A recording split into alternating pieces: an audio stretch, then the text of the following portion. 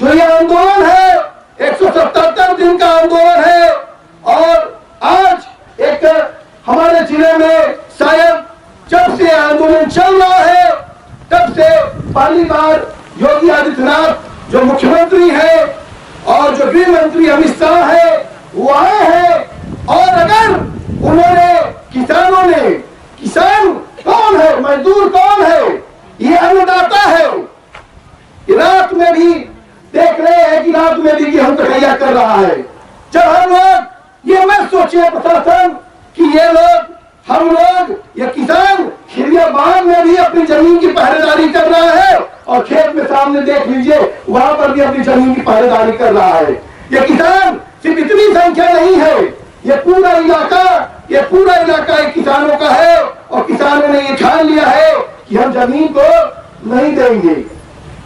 आज जिस तरीके से हमने इस बात को कहा है, हम करते हैं, विरोध दर्ज करते हैं, साफ तौर पर कहते हैं कि योगी आदित्यनाथ जी अगर आप आजमगढ़ आए थे और ये आंदोलन चल रहा है तो आपको किसानों मजदूरों से मुलाकात करनी चाहिए थी कि नहीं करनी चाहिए थी? और तो आपसे लिए थे। हाँ देखिए, चोरी फुमती शादी गए, चोरी आ रहे हैं, चोरी जा रहे हैं, चोरी जैसे सर्वे कर लिया और चोरी अब जो है एयरपोर्ट बनाने की कोशिश कर रहे हैं। लेकिन आज खिरियाबाद में जो ये आंदोलन में जो इसको एक जो पूरा एक आवाज बन गया है, ये आंदोलन आज खिरियाबाद में नहीं है। आज बुंदेलखंड एक्सप्रेसवे लेकर जो पूर्वांचल एक्सप्रेसवे का किसान है, आज वो खिरियाबाद से प्रेरणा लेकर इस बात को कह रहा है कि हम अपने जमीन का सौदा नहीं करेंगे। ये खिरियाबाद आंदोलन की अपनी जीत है। और सवाल एक बार बात कर रहा हूं, सवाल इस बात का है कि पुलिस प्रशासन जो बहुत परेशान है, जिला प्रशासन परेशान है। एक मैं उदाहरण दे रहा हूं कि देश में, दुनिया में जो है मुसलमानों के प्रति एक बहुत भेदभाव किया जाता है, जैसे दलितों के प्रति भेदभाव किया जाता है। और वहां पर जो महिलाएं हिजाब पहनती है ना, जैसे हम दुपट्टा स्टार पहनते हैं, अपना साड़ी रखते हैं, तो मुसलमान जो है हिजाब पहनता है।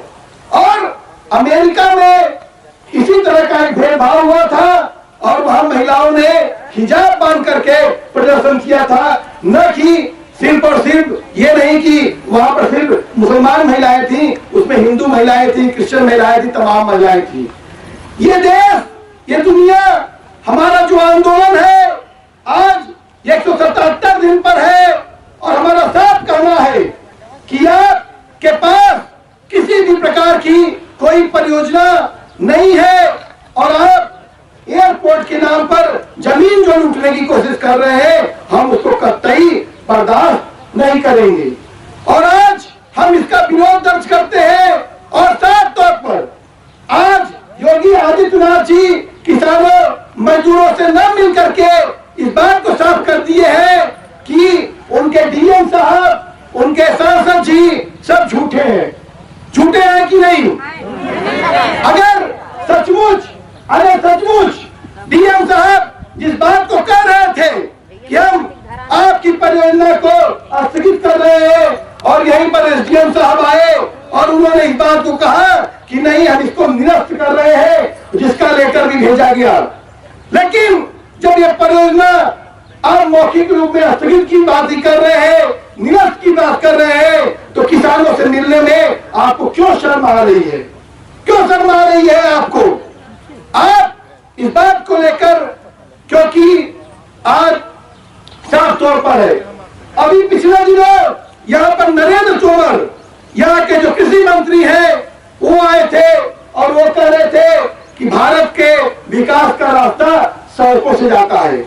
सड़कों से देश में सबने पढ़ा, आजकल ये लोग पाठ्यक्रम भी चेंज कर रहे हैं, पाठ्यक्रम में इतिहास भी मिटा रहे हैं। उसी तरीके से हम लोग सबने पढ़ा कि देश का विकास खेत खलिहानों से होकर गुजरता है। लेकिन किसान आज 32 से ज्यादा किसान हमारे आंदोलन के दौरान उनका देहांत हो चुका है।